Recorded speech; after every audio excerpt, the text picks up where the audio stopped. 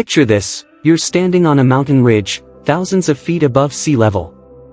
The air is thin, cold, and yet, scattered all around you are seashells, tiny fossils of creatures that once lived deep underwater. What are they doing here, on the roof of the world? For centuries, people whispered about a flood so vast it swallowed civilizations whole. And while we grew up thinking those were just stories, science is starting to say otherwise. Every ancient culture seemed to remember it. The Sumerians, the Babylonians, the Maya, even remote tribes in the Pacific, they all spoke of a flood. A wall of water that erased almost everything, leaving only fragments of humanity to rebuild. Some call it a myth. But here's the strange part, the details are eerily similar. A massive deluge, a chosen survivor, even a vessel carrying life to safety. How could cultures oceans apart all imagine the same disaster? Coincidence, or memory? Modern geology has been forced to pay attention. In 1929, explorers discovered evidence of a once dry land bridge between Europe and Asia, now buried beneath the Black Sea. The theory? About 7,600 years ago, rising oceans tore through, unleashing a flood so sudden it could have drowned entire communities in days. If you lived there, it wouldn't have been a slow trickle, it would have been a wall of water crashing down without warning. Sound familiar? And that's not the only clue.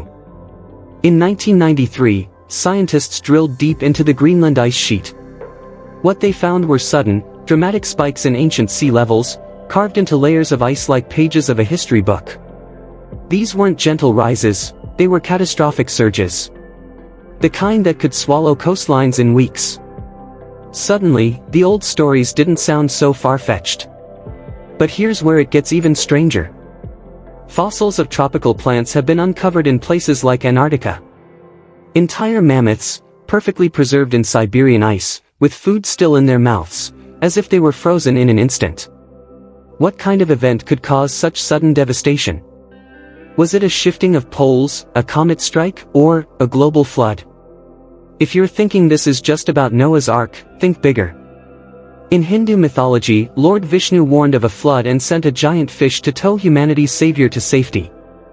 In Native American stories, it was a raft that carried the last people across endless waters. In Mesoamerican tales, survivors floated on logs as the world reset. Different names, different gods, but always the same theme: water rising, life nearly lost, survival by a thread. Why does this memory echo everywhere we look?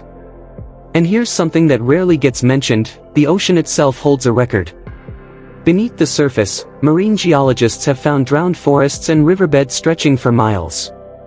These weren't always underwater. At the end of the last ice age, melting glaciers poured trillions of gallons into the seas, causing water levels to rise over 400 feet.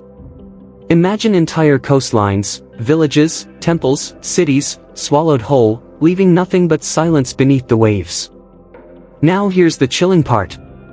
Even today, scientists admit we've only mapped about 20% of the ocean floor. That means vast stretches of possible sunken history remain hidden, unexplored.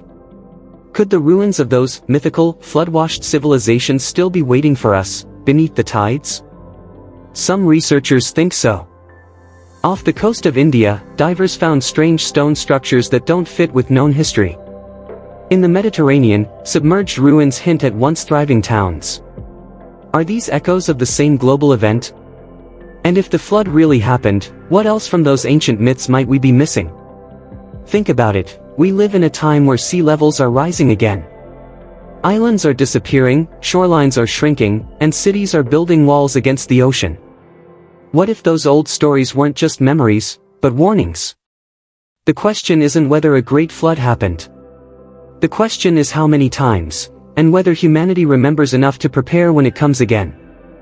So what do you think? Were the myths simply stories told around fires, or the echo of a disaster that science is only now catching up to? If this mystery pulls you in, you'll want to stick around.